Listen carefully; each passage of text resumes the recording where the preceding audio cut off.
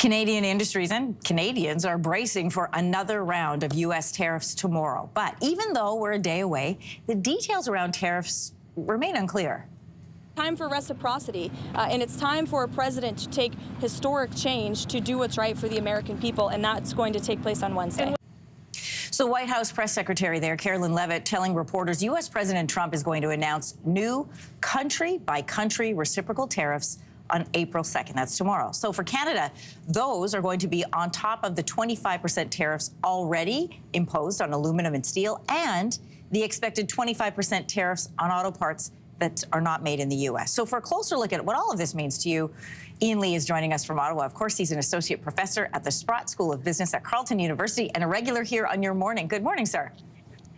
Good morning, Anne-Marie. Okay, let's jump right into it because we want people to have a really clear understanding before tomorrow.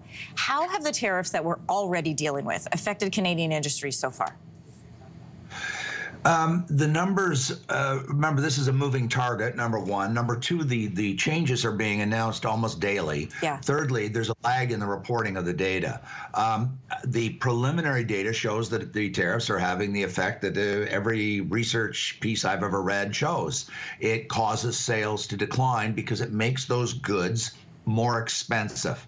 So in the instance of in the U.S., the Trump tariffs are being imposed on Canadian goods and other countries coming into the United States. So that Trump tariff is a tax on American consumers, while the retaliatory tariffs in Canada are taxes on Canadian consumers. But setting that aside, whether that's on the U.S. side or the Canadian side, what the tariffs are doing is making the goods more expensive.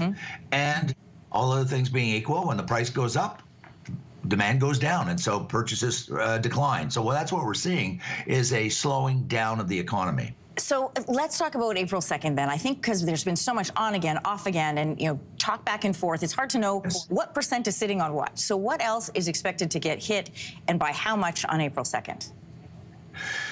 Again, we will know today he's holding his first press conference in the Rose Garden at the White House, and it's been under wraps, but I think it's widely considered that it's going to fall on automobile manufacturing and auto parts. Whether it's announced to take effect immediately or if there's some rumors that it could be delayed for 30 days, yet to be seen. But, that's consistent. Those rumors are consistent with the paper that I've referred to many times by Stephen Marin, who is the chair of the Council of White House Economic Advisors, the Council of Economic Advisors to the White House. It's essentially, he's the chief economist to the president.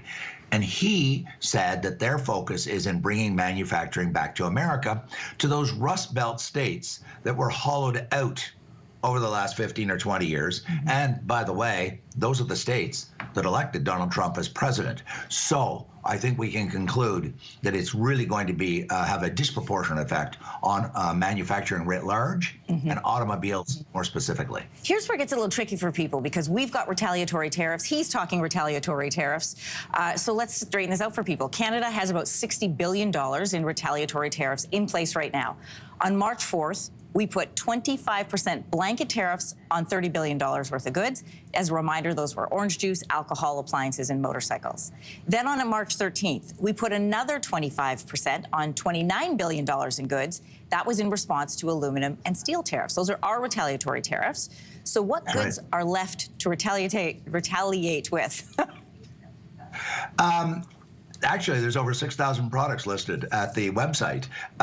The good news is, so there's still lots left in the economy. I mean, there's $1 trillion of trade between the two countries going both ways. Staggering amount of money when you think about it. And but I went through those, Anne-Marie. I went through the list of the products that Canada is imposing retaliatory tariffs on. And I started to become a little bit more optimistic, cautiously optimistic, because a lot of those products, I don't want to say that they're trivial or that they're unimportant. They're not, especially to the people buying them. But they're products that are not something you buy every day of the week. We're not talking energy, we're talking some household goods. I mean, there's just a long list I have here, and I just didn't list them all. Poultry, meat, milk, yogurt, vegetables, barley, wheat, home renovation products, products, floor coverings, soap, beauty products.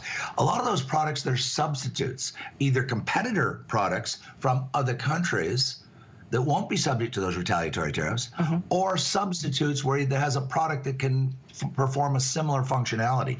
And they're not essential purchases. These are things that can be, they're discretionary, they can be postponed. So I think the impact is not going to be so bad on us, on Canadians, because remember, these retaliatory tariffs are falling on us. They're imposed as the goods come into Canada by the CBSA at the border and then passed on through the supply chain, ultimately through the retail stores in Canada on Canadian consumers. Yeah, as we have pointed out, this is something that Donald Trump has said he plans to do because he wants to make America rich again. He is characterizing it as Liberation Day. We'll find out what that means for our country, for other countries tomorrow. Ian Lee, thanks for straightening it all out for us this morning. We appreciate it.